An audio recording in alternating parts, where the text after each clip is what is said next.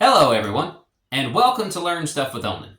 I am Onen Wintercrow, and today we are going to be going over Serbian cases. We are going to be going over Serbian cases and learning how adjectives, pronouns, and nouns change depending on what case they are in. Now, cases are used to describe how a word is used in a sentence. Serbian has several cases. We're not going to be going over all of them because all of them are not 100% necessary per se, but there are some that are used a lot more often than others. So we're going to be going over those cases today and learning how pronouns, adjectives, and nouns change depending on how they are used. Part of what I try to do for you guys, because information can be hard to find, particularly when it comes to this, and I have spent weeks and months researching and figuring stuff out and compiling information as I learn it, and then I condense it down into useful, essentially little packages that you guys can use without having to go through all of the research that I have had to go through learning these particular things. And cases are one of those things. How adjectives change, how they correlate to the noun, how the noun changes, how the pronouns and all change in that situation. So today we're going to be going over that and hopefully clear some stuff up for you guys. So starting off, we're going to be looking at the genitive case. In this video, I'm not necessarily going to go over everything about that case. That is for your study books and the books that you have on learning Serbian as to when all they can and should be used, and that would make this video also very long. One thing I am going to say, though, is with all of the cases that we're going to be looking at today, prepositions play a big role as to what case is used. Certain prepositions will use certain cases, and this seems to be what trips me up the most. So that is kind of going to be a little bit more of what we focus instead of what all the cases used for. We're going to be kind of going over what some of the prepositions for that case are. So let's go ahead and get started. So on the page in front of you on the screen, as from my notebook of things that I have compiled together, and what you were going to see is you are going to see kind of everything in its genitive case. It's going to have the possessive pronoun. It's going to have an adjective, and then it is going to have a noun. Both masculine, neuter, and feminine. And you're going to notice that in all of these, masculine and neuter work the same way. So really, you only have to learn two, more or less. So in front of you, what you see is we have, for masculine and neuter, you have njegovog, lepog, sela, which means his beautiful village. And you have njegovog, lepog, čoveka, which means his beautiful man. I had to try to find a masculine noun that could stick in your memory. And this one, the word for man, used quite a bit. That is for the masculine and the neuter. So what you see is you have selo, which is spelled with an O, and that is in its nominative case, selo, which means village. In just its regular subject nominative case, you have čovek, which means man. But in the genitive case, neuter nouns that end in an O change to an A, and masculine nouns that, for the most part, that will end in a consonant, something other than a vowel, you will add an A to it. So in neuter, the O changes to A. In masculine, you add an A. If you look at the feminine, it is E, E, and E. So you have njegove, lepe, žene. njegove lepe žene. And E just all the way across the board. So the baseline for both of these is njegov, which means his. And then you would add the appropriate suffix or case ending. In this case, for masculine and neuter, you would add OG, and change the noun to an A. In the feminine, it is just E's all across the board. Njegove lepe žene. Njegovog lepog čoveka. Njegovog lepog sela. So you can apply this, the OG, OGA, and the EEE to any other particular words. Like, say I wanted to say, her beautiful man. Her, as in like a possessive, like her house, her car, her cat. That is njen. So it would be njenog lepog čoveka. Njenog lepog čoveka. Her beautiful man. So if we were going to say her beautiful woman, it would be njene lepe žene. Njene lepe žene. Now, you will also see over to the right, those are all of your, object pronouns for the genitive. So you have sebe, which means self. You have mene, which means me. You have tebe, which means you. Njega, which means him. Nje, which is the genitive of her. Nas, vas, and nji, which is we, you, and them. You'll notice that tebe and vas both mean you. Tebe is the familiar. Vas is what you would use with a stranger or someone that's older than you, more accomplished than you, like a teacher, something like that. But here's where the real gem comes in.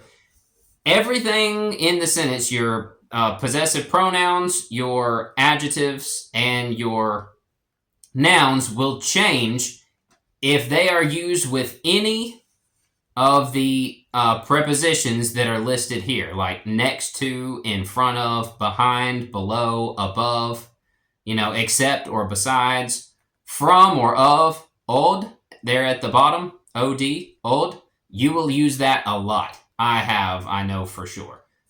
Bez, without. So, bez njegovog lepog čoveka. Bez njegovog lepog čoveka. Without his beautiful man. That is how that would be. Bez njene lepe žene. Without her beautiful woman. And so forth and whatnot. So anytime that you need to use possessive pronoun, an adjective, or a noun, in this particular case, you simply add the underlined parts to the word or change however it needs to be, such as like cello to cella, and you're good to go as far as the genitive. So if you would like to, take a screenshot of this and study it.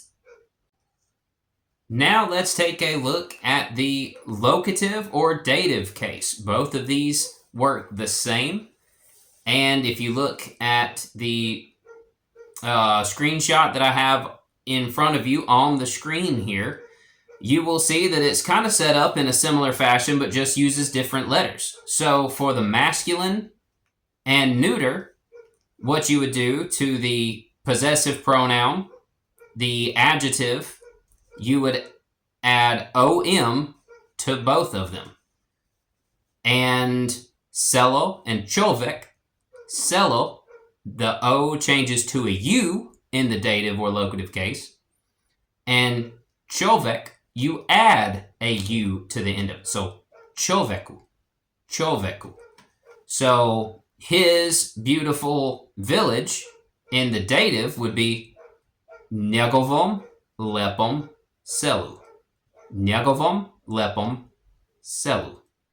His beautiful man in the dative would be njegovom lepom čoveku. Njegovom lepom čoveku. For feminine, you simply add OY, OJ, OY OJ to the possessive pronoun and the adjective, and then the A of most feminine words changes to an I. In the genitive case, the A for žena changes to an E, žene.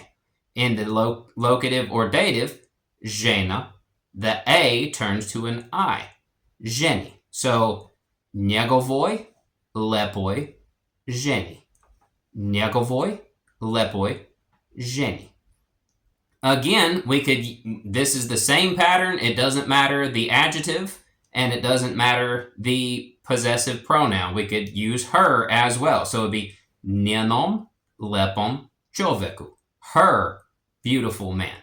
Njen is the standard njen, which means her, as in like a possessive, her house, her car. So njen, you add the om, njenom. Lep or lepi, which is the nominative of beautiful, you use the om, so lep or lepi turns to lepom, and then čoveku, so njenom lepom čoveku. Again, masculine and neuter pretty much work the exact same. The only difference is in masculine you add a u, and in most neuter words you change the last letter to a U. And that brings us to the feminine. You could do the same thing with it. So we're going to use njen again. So it'd be njenoj lepoj ženi. Her beautiful woman. Njenoj lepoj ženi. If you look over to the right, you will see the pronouns that need to be used in the locative or dative case. Remember, in the genitive, we had sebe, mene, tebe, and so forth and whatnot. In this one, we have sebi, meni, tebi, njemu, njoj, nama, vama, njima. So, sebi for self, meni for me, tebi for you, familiar, njemu for him, njoj for her, nama, vama, and njima for our or us, you, as in the polite version, and then njima, which is them. So self, me, you, him, her, us, you, them. And also, you will see the most commonly used prepositions that require your possessive pronoun, your adjective, and your noun to be in the locative or dative case. In this case, most of them are, I think all three of these are dative actually. So you have o, which means about, u, which means in, as in like a state of location, not a movement towards something. If you're saying something is going in, like he is going in the house, it uses a different case. But if you were stating he is in the house as a state of location, it would be in the dative. And then you have na, which means on or at. Again, a state of location, not a movement to a location. So let's say we're talking about his beautiful woman. So that would be o njegovoj lepoj ženi. O njegovoj lepoj ženi. About his beautiful woman. Now, if we were saying we're talking about him, you would use o, and then you would use the appropriate word on the right side for him, which is njemu. So it would be o njemu, about him. If we're talking about her, it would be o njoj, o njoj, about her. And that pretty much sums up the locative and dative case. Again, feel free to take a screenshot of this, keep it on your phone, study it, get familiar with the pattern, and yeah, the more you look at it, the easier it will be for you.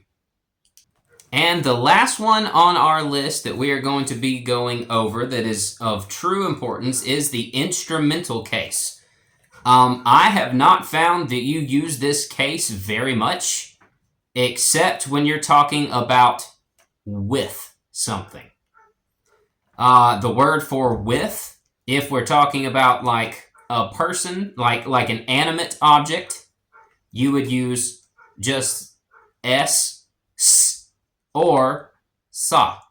Both of them mean with, and we'll get into which one you use, whether you just use s or you use sa in a later video. I typically always use sa. I don't know if that's necessarily grammatically correct, but that'll be okay. And that's really the only time that I have found that you will use the instrumental case. One thing to note is if you're not talking about like an animate object, something that's alive, like a living thing, you don't even have to use the S or the SA. You don't have to use S or SA. You just simply put the word, like with, you simply put the word in the instrumental case and it means that already. So let's go ahead and go over the instrumental case. In the instrumental case, for possessive pronouns and adjectives, you simply add im or im to the end of it. So njegovim lepim, which means his beautiful. And then you add om to masculine and neuter nouns. So for the neuter noun, it would be njegovim lepim selom. Njegovim lepim selom. For masculine noun, such as човек, you add the om to the end of човек. So it'd be njegovim lepim човеком. Njegovim lepim човеком. And that means his beautiful man. So if we were saying with his beautiful man, sa njegovim lepim човеком. Sa njegovim lepim човеком. With his beautiful man. For feminine, you simply add om to all of it. To the possessive pronoun, the adjective, and the noun itself. So it'd be njegovom lepom ženo. Njegovom lepom ženo. His beautiful woman. Njegovom lepom ženo. So, sa njegovom lepom ženo.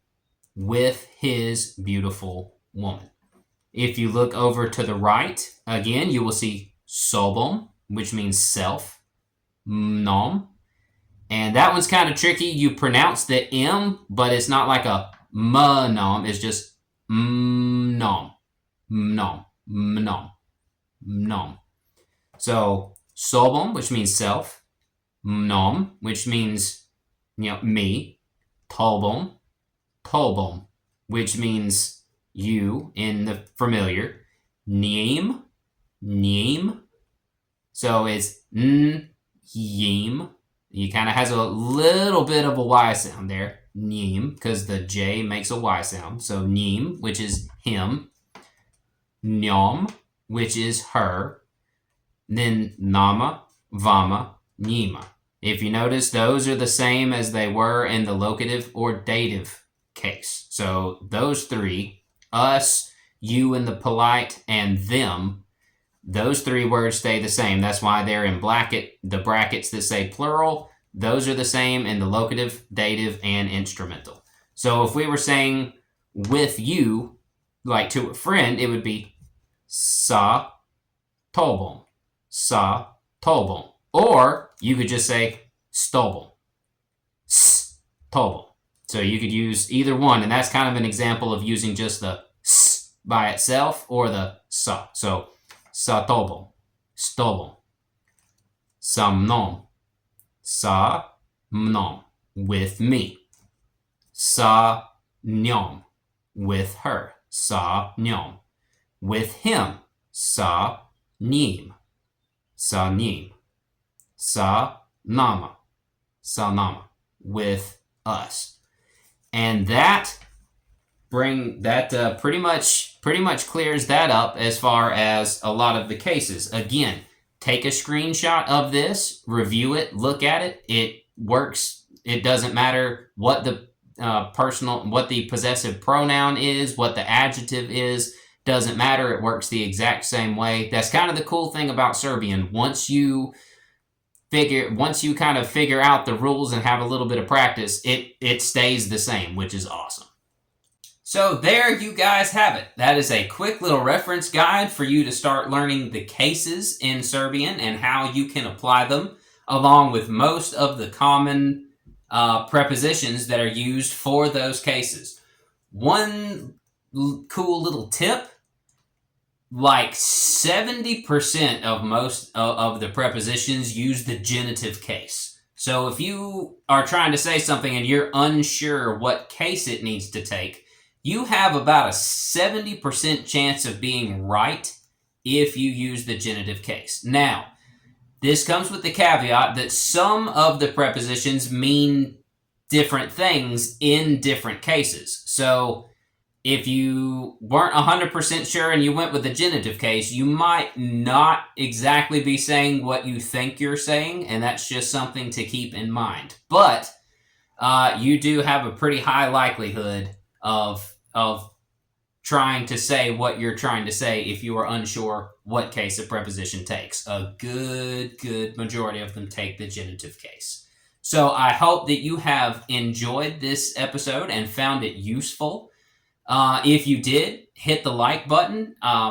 If you have any questions, statements, accolades, if you're confused about something or you need help with something, leave it in the comment section. I love to talk to people, particularly about language, and help them out. Put something in the comments. Let's talk about it and let's get it figured out. If you haven't already, please subscribe to my channel. And if you know anybody who is interested in learning some Serbian, send this video to them. Share it with whoever you think would find it valuable or interesting. I am Onen Wintercrow, and I will see you guys next video.